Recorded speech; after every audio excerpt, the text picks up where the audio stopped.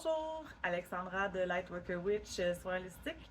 Aujourd'hui, j'aimerais adresser une situation que je vois très souvent dans mon métier. Je suis aussi pareuse naturelle, donc je trime les pieds des chevaux.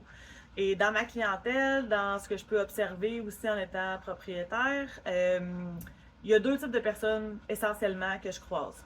Il va y avoir la personne qui va être dans le déni des besoins de son cheval, qui va faire le minimum, et si le cheval a besoin de plus ou que je lui mentionne des problématiques supplémentaires, la personne ne veut pas aller là. Selon elle, son animal va très bien, elle n'a pas besoin de faire plus, elle est là.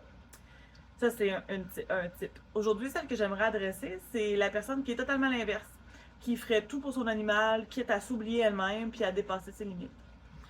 C'est le type de personnalité que je rencontre relativement beaucoup. Je faisais partie de cette catégorie aussi. J'en fais encore partie, mais j'en ai conscience maintenant. Euh, Ça va être des gens qui vont prendre tout leur temps de s'occuper de leurs animaux, qui vont faire plus que le client demande, comme on dit, qui va au-delà des besoins de base de l'animal, quitte à créer des problématiques.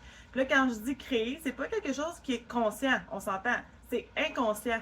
Mais à force de penser au pire, d'appréhender le pire, d'avoir peur qu'il se passe telle ou telle chose, on le crée. Puis c'est encore là inconscient. Mais la pensée qui est créatrice fait que quelque chose qu'on appréhende vraiment beaucoup puis qu'on pense quasiment toujours à ça, va finir par le créer dans l'énergie et ensuite va se créer dans la réalité 3D. Ce qui est important pour ce type de personnalité-là, c'est de reprendre contact avec soi-même. Parce que souvent, on va tellement travailler fort pour que notre animal soit bien, soit confortable, même au-delà des besoins de base et même des besoins supplémentaires, c'est qu'on va s'oublier nous, on verra plus nos limites, on sera plus capable de voir nos besoins, ça va dépasser ce qu'on est capable de gérer, fait qu'on va moins ressentir les émotions et on va s'amener à une fatigue généralisée, un découragement, être à bout de tout, en bon québécois. Puis ça va amener des problématiques pour l'humain, mais ça va en créer pour l'animal aussi. C'est le côté que je pense qu'on n'a pas tant conscience présentement dans ce que j'observe dans ma clientèle, dans les gens autour de moi.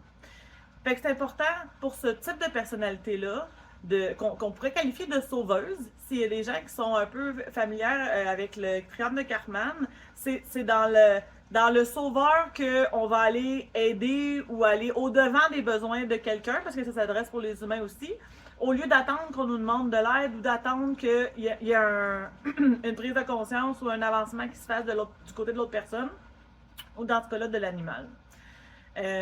Donc, pour ce type de personnalité-là, ce qui est important, c'est de prendre conscience qu'il faut se reconnecter à nous. Nos animaux sont notre reflet. Les animaux vont transmuter l'énergie. C'est quelque chose qui est quand même de plus en plus connu. Les animaux vont transmuter l'énergie négative en positive. Ils sont très bons pour le faire pour eux-mêmes. Donc, les animaux dans la nature sont capables de se gérer la plupart du temps assez bien tout seuls. La problématique avec l'humain, c'est que nous, on n'est pas autant dans la conscience, on n'est pas autant dans le moment présent, on est beaucoup dans la peur du futur, dans les bobos du passé. L'animal, lui, vit au moment présent, fait qu'il y a beaucoup moins de problématiques à gérer. Fait que quand il faut qu'il transmette son énergie à lui, mais la nôtre en même temps, puis qu'on est dans nos problématiques, dans nos bobos, ben, ou dans nos peurs du futur, ça devient difficile pour l'animal. C'est là souvent qu'il va avoir des maladies, des problèmes chroniques, des choses qui s'en vont pas, mais qui restent pris là. Souvent, quand on fait des soins en lien avec les animaux, on voit que l'humain a sa part de responsabilité, encore là, pas consciente, mais des problématiques que les animaux vivent. C'est pour ça que c'est important pour ce type de personnalité-là, qui vont au-delà des besoins de leurs animaux, mais qui ne s'occupent pas de leurs besoins à elles, de se reconnecter avec ce qu'il y a à l'intérieur d'elles. C'est un peu ce que je fais dans mon travail, c'est que je vais accompagner l'humain qui est rendu tellement fatigué, qui ressent même plus les émotions tellement qu'il est au bout du rouleau, de reconnecter ce qu'il y a à l'intérieur d'elle pour aller voir qu'est-ce qu'il y a là, puis jusqu'où elle est rendue, pour aller remettre des limites, aller en fonction de ses besoins et s'écouter avant de pouvoir aider son animal. Puis là, je dis pas de plus s'occuper de nos animaux puis de les laisser aller tout seuls. On est responsable de nos animaux et il y a un minimum à rencontrer, évidemment.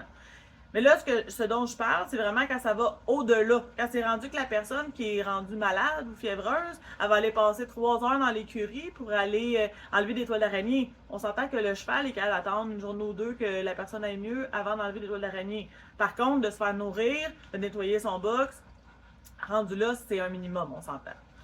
Fait que Je trouve ça important de le mentionner parce que souvent, ces personnes-là vont, même quand elles en font beaucoup plus que le minimum, se sentent coupables de ne pas en faire assez, se sentent coupables que leur animal va pas bien, se sentent coupables que leur animal a des problématiques. Mais l'important là-dedans, c'est de penser qu'il faut prendre soin de nous en premier, puis après ça, on va être en mesure de prendre soin d'un animal. Quand on est toujours à bout, tout ce que l'animal reçoit comme énergie quand on est à côté de lui, c'est qu'on va pas bien. Fait que là, lui, il va essayer de prendre nos énergies pour essayer de nous aider. Puis là, c'est lui qui est pris avec ce fardeau-là. Fait que c'est pas grave. C'est juste d'en prendre conscience pour, encore là, aider l'humain et l'animal.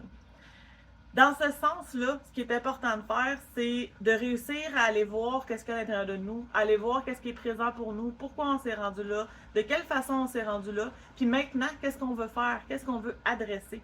C'est un peu le même principe que quand on dit que dans un avion, quand les masques d'oxygène tombent, il faut le mettre le nôtre en premier avant de le mettre sur celui de sur le visage de notre enfant. Parce que si on fait l'enfant en premier, mais qu'on ne se rend pas puis qu'on meurt, on ne peut pas l'aider. C'est un peu extrême comme exemple, je vous le concède, là. Mais c'est juste pour avoir l'image un peu. Fait qu'il faut s'occuper de nous pour pouvoir mieux s'occuper de nos animaux, pour pouvoir les aimer comme on voudrait les aimer, sans toujours être au bout du rouleau, pour être toujours en train de courir après sa queue dans nos tâches et dans ce qu'on veut faire. Alors, c'était mon message aujourd'hui. C'est quelque chose que j'ai vécu dans les dernières années avec mes animaux. J'allais de moins en moins bien. Je voulais mettre de plus en plus de temps pour les aider et ils allaient de moins en moins bien. Donc, c'était un cercle vicieux qui a fait que moi, j'ai dépassé mes limites. J'étais au bout du rouleau, j'étais fatiguée, j'avais des maux physiques et mes chevaux allaient pas mieux parce qu'ils essayaient de m'aider. Moi, je voulais pas qu'ils m'aident, je voulais les aider. Fait que finalement, on était pris dans un tourbillon qui était pas positif ni pour elles ni pour moi. Je parle de mes chevaux. Donc, je veux un petit peu amener cette prise de conscience-là pour les gens qui sont un peu dans ce cercle infernal-là, parce qu'il y a moyen de s'en sortir, puis il y a moyen de faire un stop à ça, puis de dire, OK, aujourd'hui, il se passe quoi, on fait quoi, puis de faire un mini plan de match pour la suite, pour se sortir de là, pour aller mieux, pour pouvoir profiter de nos animaux. Je pense que c'est ça qui est le maître mot pour la fin, c'est de pouvoir en profiter et que ce soit agréable des deux côtés. Donc voilà, si vous avez des questions, vous pouvez faire un appel découverte pour savoir si je peux vous aider dans votre problématique et un peu savoir comment je fonctionne. Sinon, je vous souhaite une très belle journée et à bientôt. Au revoir.